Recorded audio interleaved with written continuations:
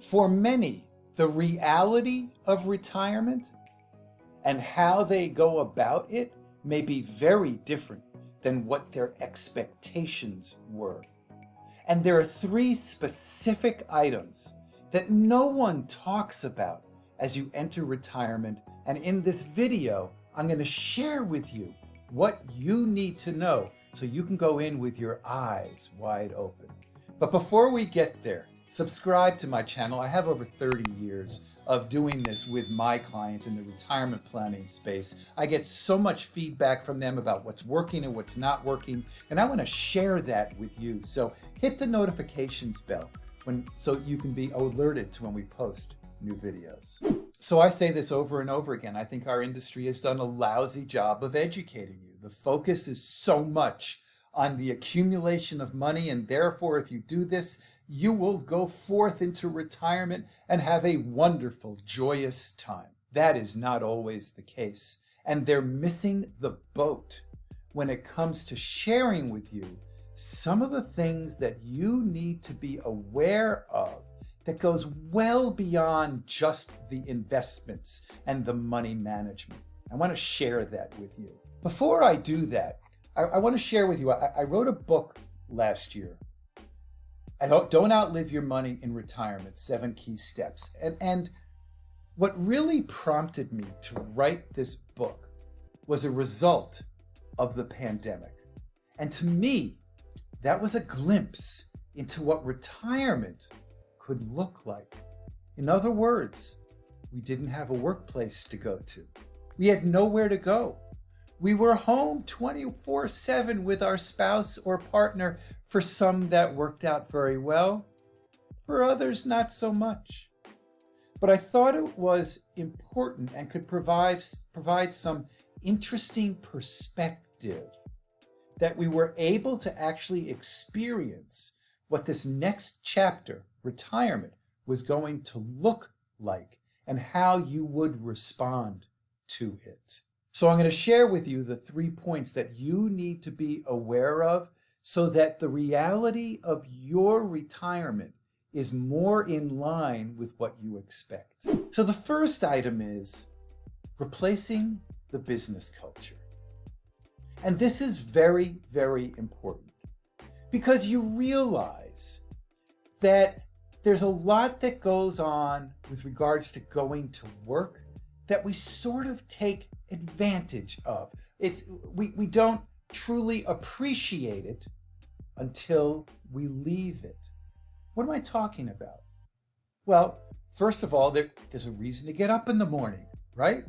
Take a shower, get dressed, have breakfast, go to the workplace, okay? For some, that still may mean being remote, but traditionally it's going to the workplace and having conversations with our colleagues who are now our friends, talking about what's happening in world events or sports or in the family lives. Having that engagement, that social part of our life that is so important. And to be part of a community, a thriving community. We're helping to grow a business. We're part and respected in this community for helping to develop whatever it is that we do. Because actually, for the most part, we are dispensable, but we still are respected. They'll be able to replace us, believe it or not, when we leave. We may not want to think about that, but we are replaceable. However, we get fulfilled for what we do and the feedback we get. It is a rewarding experience beyond just the paycheck. So when you go to retire, you leave most of that behind.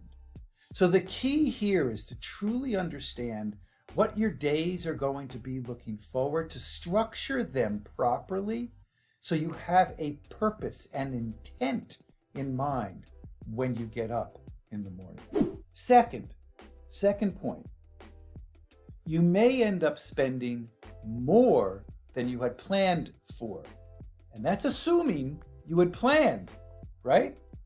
Some of you just decide, okay, I'm going to take that golden watch, or it's time I have my full pension, or whatever it is that prompts you towards that voluntary retirement. Because the books tell you maybe you need 70 to 80% of what you had spent during your working years. But the reality is, as I've heard and gotten feedback from my clients over the past 30 years, is that some of them actually spend more during that first chapter of retirement than they did when they were working. They're going to visit the kids and the grandkids. They're traveling. They're doing things they didn't do before. They may be gifting.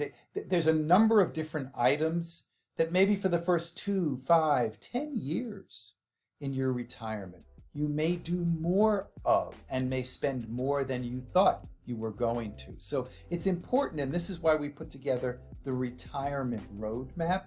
We call it the yellow brick road to retirement, that you actually do the numbers. This is a part of the financial aspect of retirement.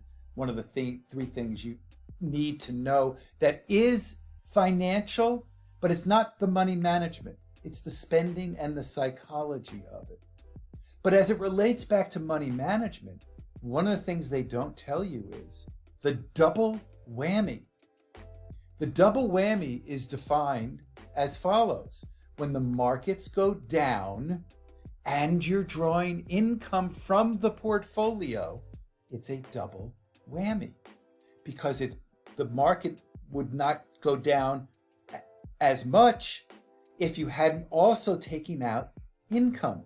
When you were working, it was just the market would go down, and then at some point it would go back up, and you'd end up being square, maybe ahead of the game. Now it's very different. Emotionally, you're more vulnerable. Now that you're spending, you want to go and do the things you want to do, but then the markets go down and the portfolio loses even more money than the markets because you're taking money out of it. And it's one of the things that we do with our clients in the retirement roadmap is we plan for 2 successive down years as soon as they retire to see what the impact would be in that what-if scenario.